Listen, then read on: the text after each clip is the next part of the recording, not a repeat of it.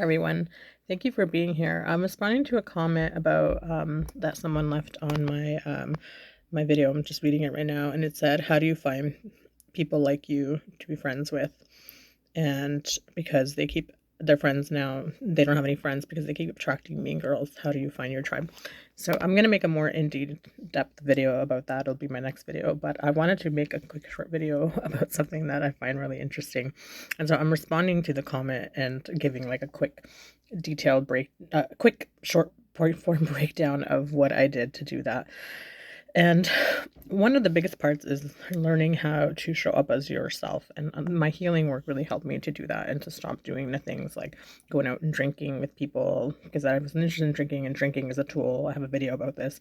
A lot of autistic people or neurodivergent people use substances to help us for numerous reasons. And one of those reasons when we're growing up is to mask, because it's very easy for us to fit in with people. Our minds aren't like overthinking and everything. We can just appear normal and blend, and oftentimes be like the life of the party and stuff when we're drunk. So or drinking or tipsy or whatever. So one of the things I started to do is to stop doing the things I didn't really want to do, and I spent a lot of time alone.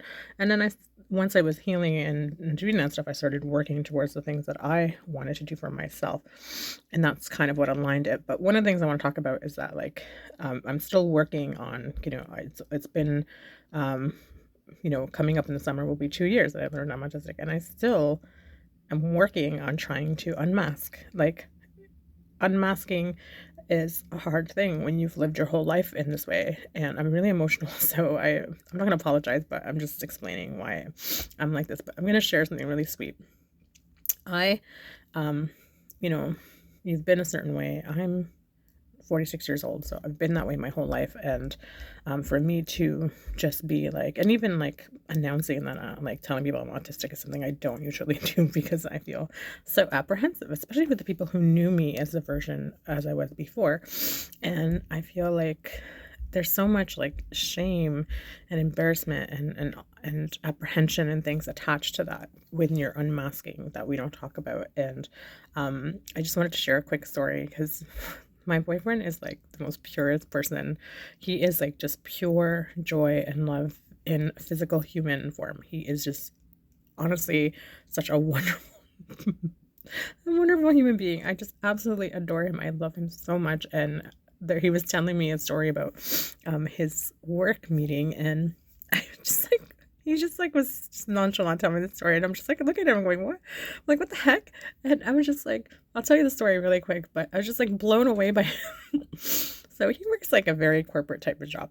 He's very high on top of that. He's like one of the head people in the company, like higher up position.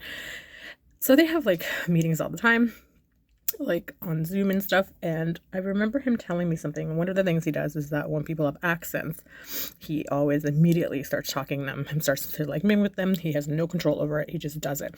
And which cracks me up because he has an accent to me, obviously, because he's British. And but he was telling me about a meeting that he had with one of the clients from somewhere else, and that they were Scottish, and they were talking, and he just starts talking. He starts talking like, and she's like, what are you doing? Are you making fun of me? Like, are you? And he's like, I'm so sorry. He's like, he goes, I'm autistic and I just have no control over it. Something that I do.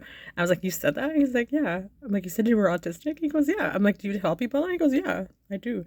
I'm like, and he just like nonchalant just tells people like, and he doesn't think anything of it. And I'm just like, he only learned he was autistic when he started dating me, by the way, because it like we were going through everything, and he realized we went through everything, and his thing. And it's funny because he tells me when he was little, he asks his mom, he's like, were they not signs? And she's like, well, you used to line up all your toys in like a row, and like, anyways, we're not talking about that.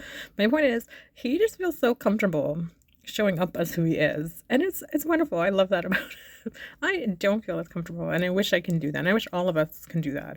I wish we can all do that. And so finding that community and feeling comfortable in who we are and that way is really important. So I just wanted to say, if you feel uncomfortable and you can't find your people, I understand. I feel you. That's why it's good that we can make these online communities and connect.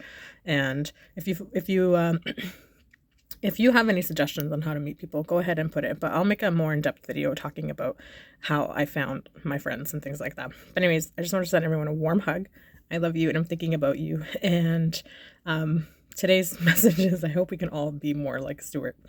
He is an absolute gem of a person, and this is the energy that I really want to channel into my everyday, is to be more like him. That's all. Anyways, I love you. Thank you so much for being here. Like and subscribe if you can. Take care. Bye.